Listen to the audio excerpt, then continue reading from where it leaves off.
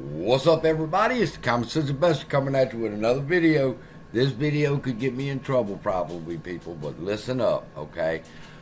I was fixing to go over to my proposal and start working on the next section, and something popped up on the YouTube that caught my attention, and it was Miss Wagner delivers remarks at the hearing to examine the SEC's enforcement functions, okay?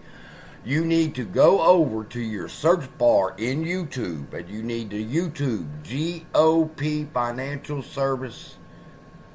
Never mind, I'll put the link in the description, okay?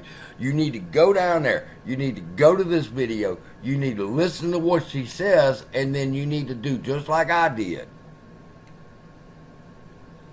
There's zero comments on this, but CSI left one.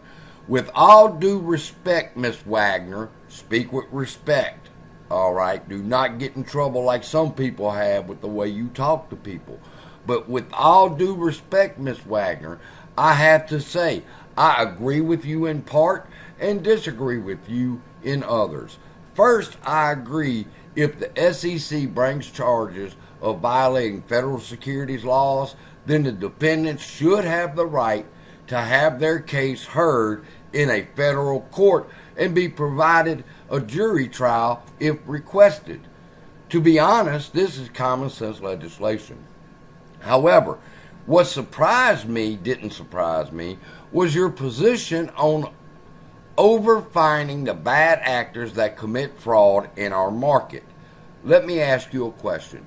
If a man broke into a woman's house and waited for her to come home and raped her, then left, she doesn't report the rape because instead of a victim, she feels like she's to blame. This encourages her assailant, and he returns over and over and commits rape every time until one day she finally draws the strength to file charges. Now, do you feel that man should only be charged with one violation of rape? Please don't say the situation is different, because it's not. If we continue to allow bad actors to rape and pillage our markets like they are doing, and our politicians want to claim, well, sure, Ken Griffin mismarked tens of millions of shares and stole billions of dollars, but it should only be one violation? Where's the reasoning in that? You rob me today and steal $1 million, and you are fined $11,000. Do you not think you would steal another $1 million tomorrow? This is a crucial time in our financial markets. The bad actors have taken over Wall Street, and the people we elect to represent us, the people, need your help to stand up against the corruption. May the punishment fit the crime. Now, go on over. Look down in the comments. I've got a link to this video where she's talking. She gives her opening remarks, and then read my comment and then leave your comment. Be respectful, people, but let her know how you feel about them saying that Ken Griffin should only be fined a certain amount of money and that we're over penalizing all the bad actors right now. All right, and the next thing I want to talk to y'all about is the petition. We have 15,776 people that have signed the petition. Now, here's my challenge to you, all right?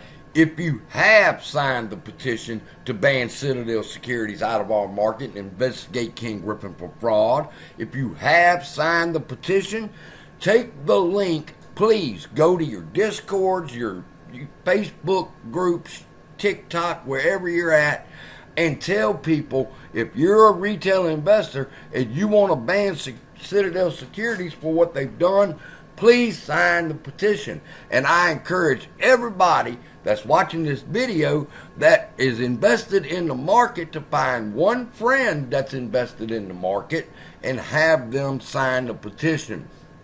This should be at 150,000 retail investors that are saying it's time for Ken Griffin to go. Not just the amount of people that are on our subscription list, okay? So YouTubers, remind your people. If they haven't signed it. And if they have signed it, please take the link, go to your communities, and try to find at least one other investor that will sign the petition also. I don't want to have to go to Washington, and I'm pretty sure I got a that it's going to happen, but I don't want to go to Washington if we got less than 25,000 people on this petition. We need to show a force, people, not just 15,000 people. I'd like to see it at 25. So, YouTubers, tell your people to find at least one other retail investor to sign the petition, okay? Now, over here on the proposal, this video is long enough, so I'm not going to read the whole thing, but this is selling short and naked short selling. It talks about the two different aspects and how both are legal in a sense, but they're abusing it. But I talk specifically about Robinhood here, and when I say naked short selling, like payment for order flow, has its own share of controversies and conspiracies.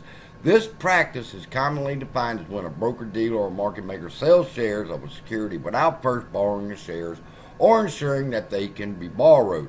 It differs from traditional short selling, where the seller borrows the shares before selling them, intending to buy them back at a later date.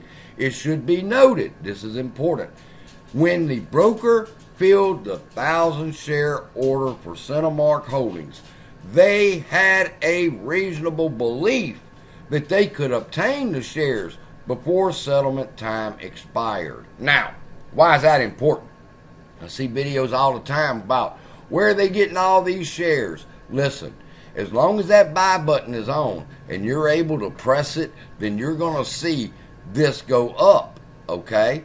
Because they have a reasonable belief. They believe that they will be able to get the shares that they sold me today, all right? Because they are going to either internalize the order or they will send it to the market maker. This is an example of how shorting can be done legally.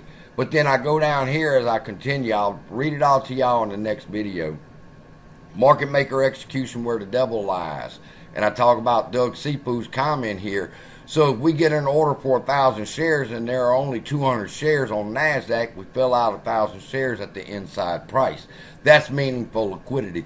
No, that's counterfeiting shares, mother person.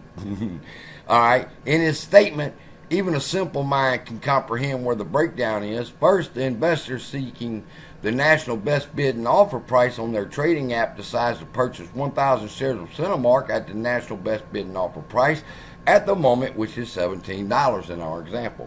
The broker feels confident that to take your order because the market maker ensures them that they will provide infinite liquidity, and rather the market maker has the 1,000 shares or not, they sell the shares to the broker.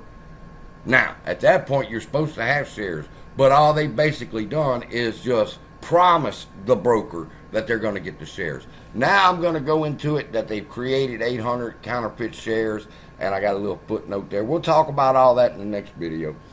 But now I'm fixing to lead into what is the result of them doing this. If there's 1,000 shares for Cinemark at 17 and there's only 200 shares and they sell 800 counterfeit shares, what's the result?